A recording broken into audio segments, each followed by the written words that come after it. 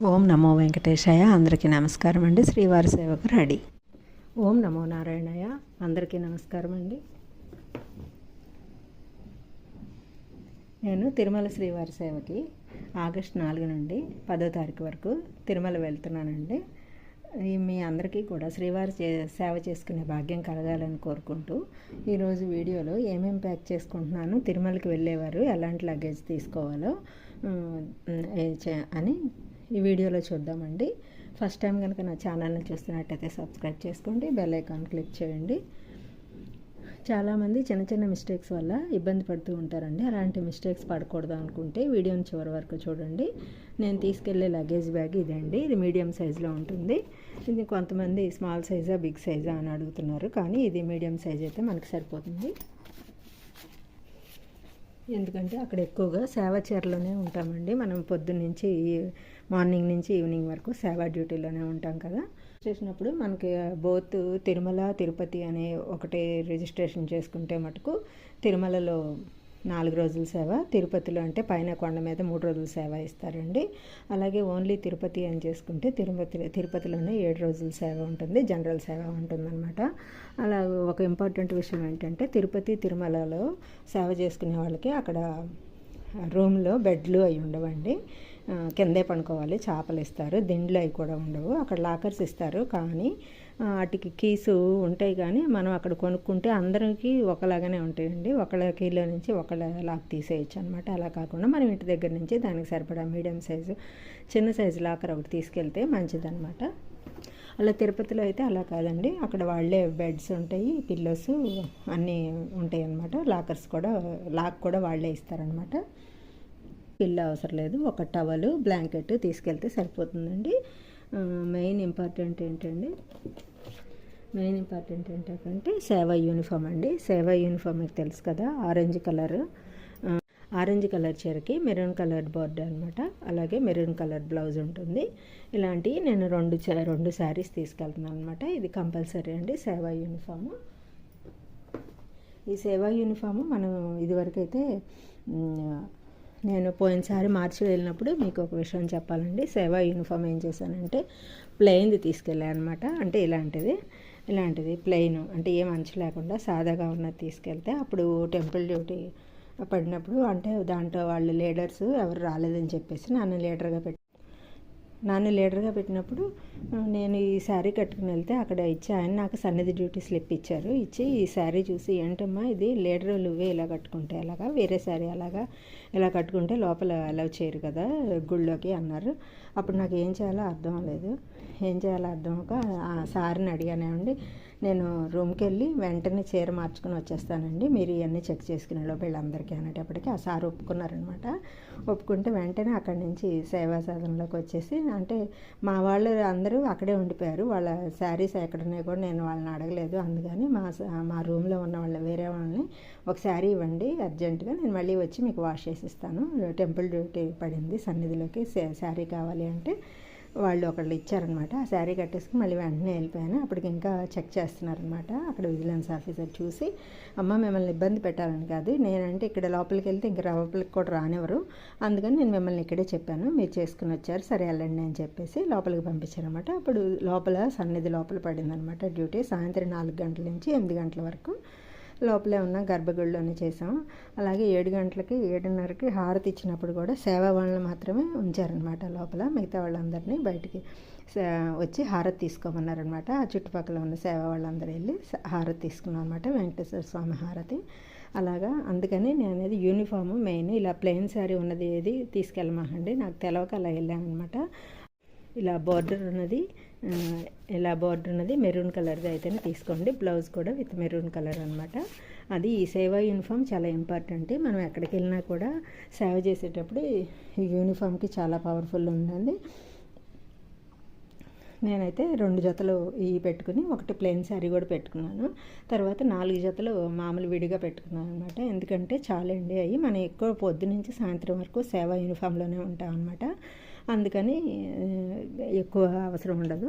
ఆ సేవా యూనిఫామ్ ఉంటే, ఎందుకంటే సాయంత్రం 5 గంటలకి మళ్ళీ మాడ వీధుల్లో స్వామివారిని ఊరేగిస్తారనమాట.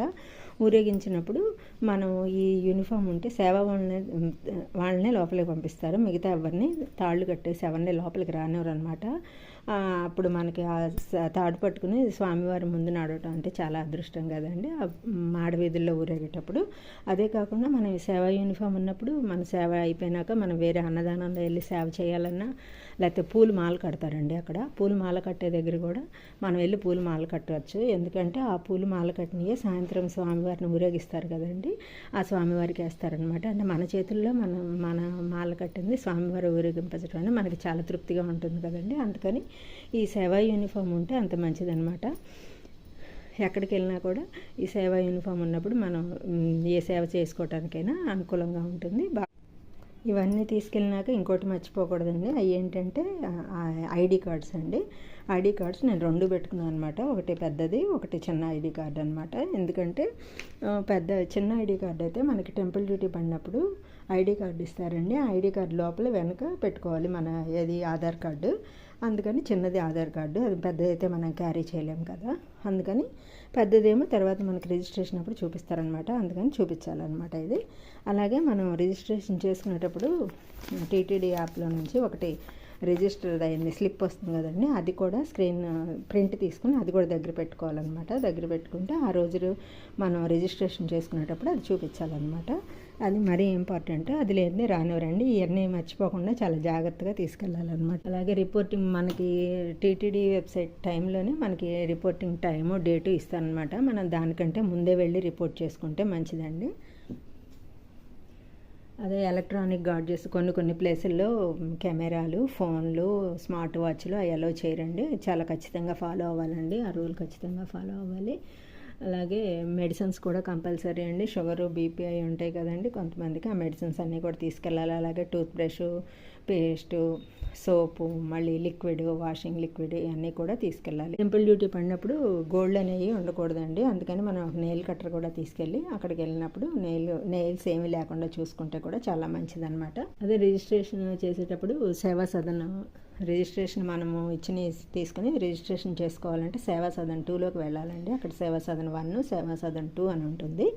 సేవా సదన్ 1 లేడీస్ది, సేవా సదన్ 2 అంటే జెంట్స్ది అనమాట. జెంట్స్ దాంట్లోకి వెళ్ళి మనం అన్ని రిజిస్ట్రేషన్ ప్రాసెస్ కంప్లీట్ చేసుకోవాలి. మనకు అక్కడ ఐ స్కాన్ తీస్తారనమాట, ఐడి కార్డులే ప్రూఫ్ చూసి మళ్ళీ మనకి ఐడి కార్డు, స్కార్ఫ్, ట్యాగ్ అవి ఇస్తారండి.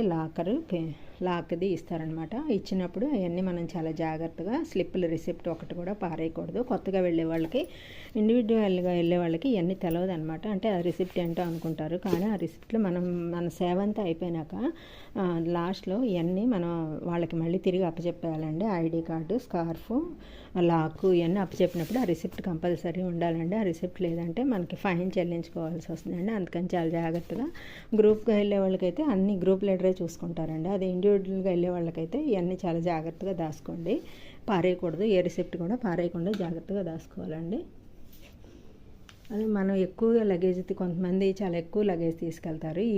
ఈ కాకుండా ఈ 2 pairs కాకుండా ఇంకా 7 రోజులకి 7 అన్నట్టుగా తీసుకెళ్తారు. అదంతా లగేజ్ క్యారీ ఎక్కువగా ఉంటుందండి. ఎందుకంటే మనం మళ్ళీ తిరిగి వచ్చేటప్పుడు ఏదో ఒకటి షాపింగ్ చేసుకుంటాం కదండి, అక్కడి నుంచి మళ్ళీ లడ్డూలు అవి కూడా ఉంటాయి కదా, ఇదంతా బరువు ఎక్కువగా అయిపోతుంది అనమాట. అందుకని ఈ మీడియం సైజ్ బ్యాగ్ అయితే సరిపోతుంది అనమాట. అక్కడ మార్నింగ్ నుండి ఈవినింగ్ వరకు మనం సేవ యూనిఫామ్లోనే ఉంటాం కదండి. సేవ యూనిఫామ్ ఉంటేనే మంచిది కదండి. అలాగే టిఫిన్, భోజనము అంతా కూడా వెంగమాంబలో కూడా చేయొచ్చండి. చేయలేని వాళ్ళకి అక్కడ టిఫిన్ సెంటర్స్ అవి కూడా ఉంటాయండి. అలాగే స్వామివారి సేవ చేయటం అనేది మనకి పూర్వజన్మ సుకృతం అండి. సేవ చేయాలి అని మనసులో అనుకుంటే అవదండి, ఆ స్వామివారి నుంచి పిలుపు వస్తేనే మనకి సేవ చేసే భాగ్యం కలుగుతుందన్నమాట. ఫస్ట్ టైం కనుక వెళ్ళేవాళ్ళు ఎవరు భయపడక్కర్లేదండి. అక్కడ స్టాఫ్ అందరు కూడా బాగుంటారు, బాగా చెప్తారు. అక్కడ రూమ్స్ అన్నీ కూడా బాగుంటాయి, నీట్గా ఉంటాయి. మనం అది అడిగినా కూడా అక్కడ అంతా చెప్తారనమాట. మనం ఏం భయపడాల్సిన పని లేదు, సేవ చేసుకుని రావటమే. ఆ దేవుడికి ఏ సేవ ఇచ్చినా కూడా సేవ చేసుకుని వస్తే మంచిదనమాట. అక్కడికి వెళ్ళిన తర్వాత వీడియోలు తీయటం అంటే కొన్ని చోట్లకి ఫోను ఎలా ఉండదండి, కొన్ని చోట్ల సిగ్నల్స్ అవి సరిగ్గా రావు. ఒకవేళ వీలుంటే వీలైనంత వరకు నాకు వీలైనంత వరకు ఫొటోస్ తీసి పెడతానండి. ఎక్కడైనా కుదిరితే లైవ్ కూడా పెడతాను, మీ అందరికీ చూపించడానికి ట్రై చేస్తాను. నేను ఈసారి ఇండివిజువల్గా వెళ్తున్నానండి. పోయినసారి గ్రూప్తో వెళ్ళాను, అంతకుముందుసారి కూడా గ్రూప్తో వెళ్ళాను. ఒకసారి ఇండివిజువల్గా ఒకదాన్నే వెళ్తున్నానండి. మీరు నన్ను బ్లెస్ చేయండి, ఆల్ ద బెస్ట్ చెప్పండి. ఈ తిరుమల సేవ కోసం 2 నెలల నుంచి ఎదురు చూస్తున్నానండి. ఆగస్టు 3న బయలుదేరుతానండి. ఆగస్టు 4 నుంచి ఆగస్టు 10 వరకు అనమాట. మళ్ళీ తిరిగి వచ్చాక నేను ఏమన్నా వీడియోస్ చూస్తే అవన్నీ మీకు పెడతా ఉంటానండి. వీలైతే అక్కడ లైవ్ ప్రోగ్రామ్ కూడా పెడతానండి. ఈ వీడియో కనుక నచ్చినట్టయితే లైక్ చేయండి, షేర్ చేయండి, కామెంట్ చేయండి, సబ్స్క్రైబ్ చేసుకోవటం మటుకు మర్చిపోమాకండి. మీ అందరికీ తిరుమల శ్రీవారి సేవ చేసుకునే భాగ్యం కలగాలని కోరుకుంటూ థ్యాంక్స్ ఫర్ వాచింగ్ అండి. అందరికీ ఓం నమో నారాయణాయ, ఓం నమో వెంకటేశాయ.